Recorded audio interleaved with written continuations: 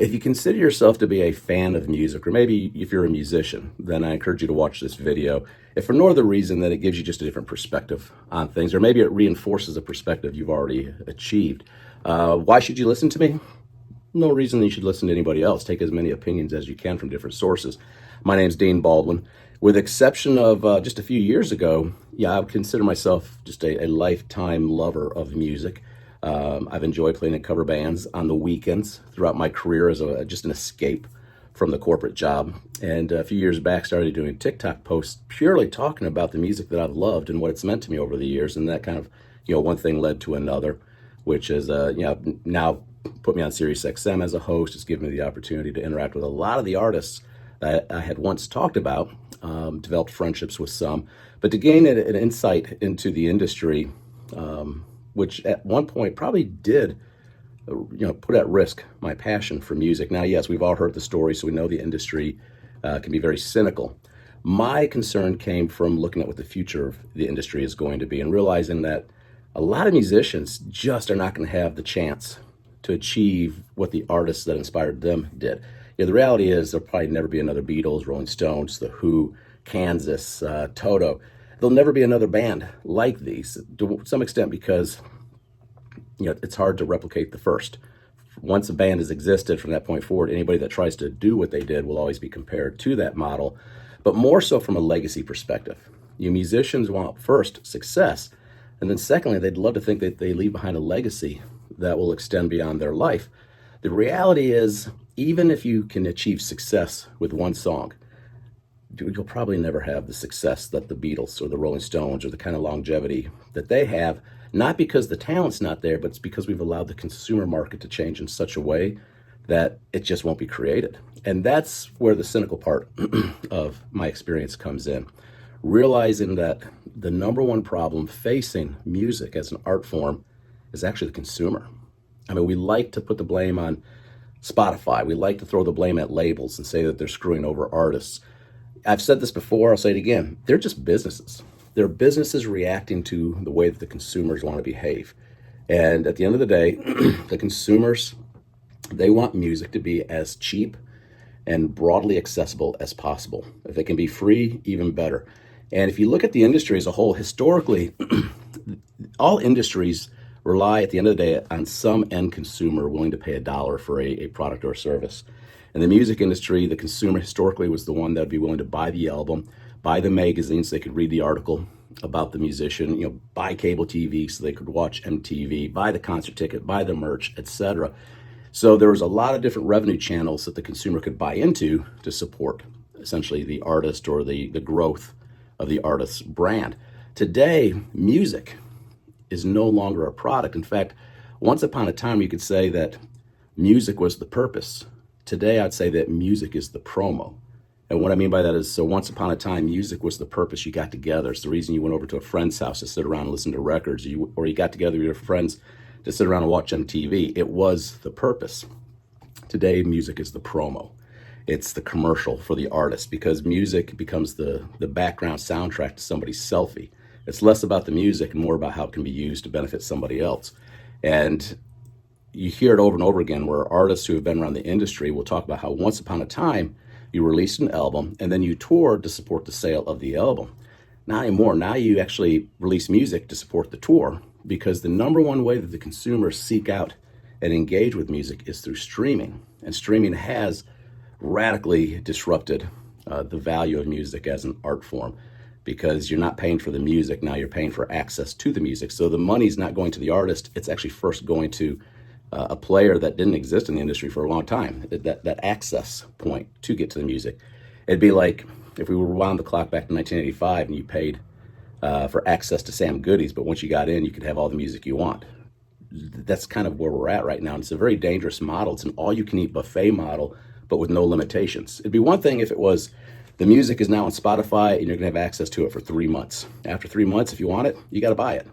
That'd be probably a better model, but that's not the model that exists. The model that exists to support Spotify, the platform, and the consumers go right along with that. When you hear a song that you love, what do? You go and stream it. Do you go and buy it? Probably not. More times than not, you don't, but that's what should be happening. Consumers should be buying and owning the music. The other problem here is that technology has enabled now the consumer to become the musician. So it's not just enough that the consumers have access to music. Now they want that rush. They want to have that feeling of suspension of disbelief that they too can be a musician. And the technology and the platforms that are available allow somebody who has no musical skill to all of a sudden release a song in a weekend, and they get to have that feeling that they are now a musician. And they don't need musicians anymore to create a playlist. They could create their entire playlist through AI of music that they like and start trading that with other consumers. So the consumer wants music to be free. They've lost the value in the musician. And on top of that, they've become the competition to the music. And you have an entire industry that once relied on the consumer.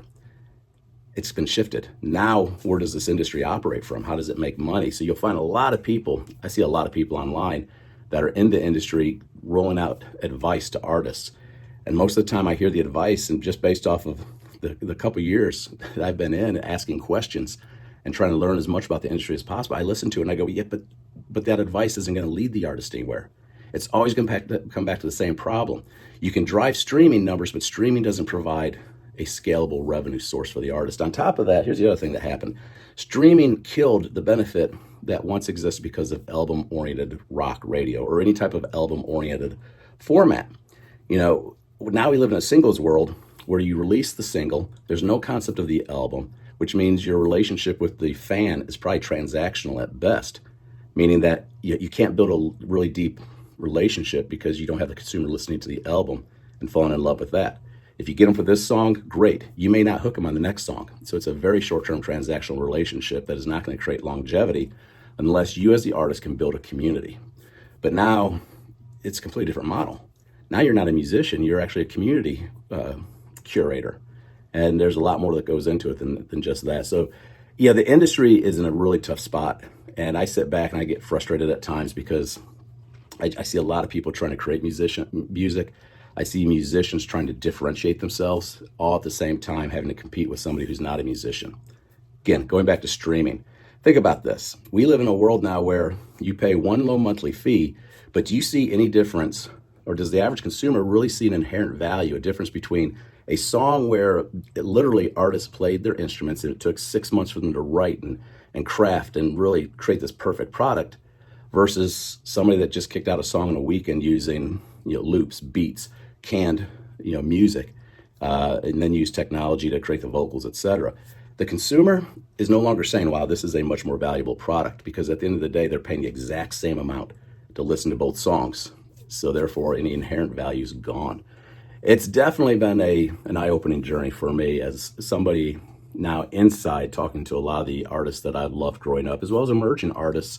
And I see a really difficult future for them unless the consumer habits change. Unfortunately, the consumer habits probably won't change until the infrastructure that feeds the consumer habit chooses to change, and they're not going to change because why disrupt something that's being successful right now? It's creating a lot of money for the platform, so why would they want to change that? So it comes back to you, me at an individual level. If we love music, we need to make sure that we spend time supporting the artists that we claim to love and support. Here's one more thought I'll share with you. So boomers, Gen X, what we've done is we've created these deep relationships for bands that we love. But then when the bands try to iterate and come out with new members, we trash them. We say, well, it's not legitimate. Well, that's not really helping the band. If you really love the band, then you should support the brand to make sure they continue putting music out into the future. So that's kind of the attitude that we carry with it. The difference between a Bach and a Buxtehude. If you're not familiar with Buxtehude, he was a contemporary of Bach. In fact, Bach was a huge fan of Buxtehude. And the reason you probably don't know him is because more people play Bach than Buxtehude in a mainstream format within the classical world. If people are not playing your music, you're probably going to get forgotten.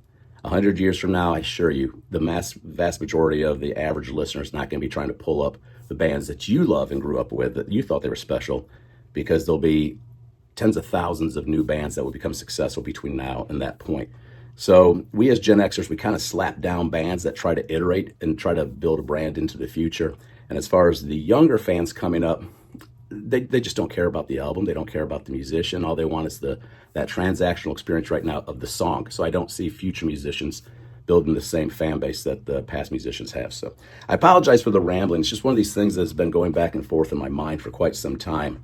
But every problem with the industry that nobody's talking about comes back to the consumer. The industry is losing the consumer, and the consumer is no longer seeing music as art. It's purely content that they want access to as cheap as possible, or they want to create their own form of music as cheap as possible. So it's a real problem. You know, it just occurred to me, I probably shouldn't end on a down note, because there is a path forward for musicians. It's challenging, but there is a game plan. And on a weekly basis, I do take part in conversations, whether via email, text. I'll take a phone call if we can get it worked into the schedule. I'm always happy to share my opinion, and both legacy and emerging artists and their management, you know, have reached out where we talk through their go-to-market strategy for their new music, because it is different. You know, something I didn't mention during my rant earlier is that every other industry has a really robust ecosystem of funding for startups. You think about the tech industry or the pharmaceutical industry, you know, manufacturing, there's usually some form of incubator or angel investment community or private equity fund looking to invest money into these new startups. The music industry has lost that. Once upon a time, the record labels technically were the funding arm for new blood. You know, they would come by way of signing bonuses. They kind of acted like an incubator would in the tech space. That's gone. The labels really don't perform that role anymore, and they really don't have that funding arm that they once had. So the music industry really has lost its quote-unquote angel or funding arm to help launch, you know, new projects. But with that being said, there's still a path forward for musicians. And what's the path we talk about? One, you got to play gigs. Boom. I think pretty much everybody understands your best shot of making money is selling tickets, selling merch. You know, that's where your gig is, where you're going to build that relationship with your audience. And I know a lot of musicians wish they could just do it from their bedroom through social media. That might create momentary spikes, but it really doesn't create longevity. Your best shot of building longevity is building the relationship directly with the audience, performing in front of them. The second thing, you got to build community. This idea of large-scale mainstream success, like we often thought about, you know, having that huge radio play around the world, it's great, but it doesn't translate into the scalable money that it once did. It's now more important to just have, you know, tens upon tens of thousands of loving fans that are willing to support you through community, as opposed to trying to chase some mainstream success or some major record label deal. So that's the second thing that we talked through. And then the third is you have to create differentiating experiences for your fans. The problem with the community model is eventually, let's just say every artist now is starting to build huge communities, or they're trying to build a huge community. The average consumer can only tolerate participating in a finite number of communities at a supporting level, which means it reaches a point of saturation where now the communities have to fight for differentiation. And that's where the experience comes in. You got to look for new ways to create new experiences for your audience, experiences that are different than the traditional model. And right now I'm going through conversations with a couple bands, helping them kind of brainstorm new ways of creating new experiences around their music. So play gigs, build community, create new experiences for your audience. It's kind of vague, but those are the three top level bullet points that we seem to talk through on a weekly basis with different bands. And I'm always happy to, you know, again, share my opinion. So if you got some ideas, you want to bounce something off me, feel free to.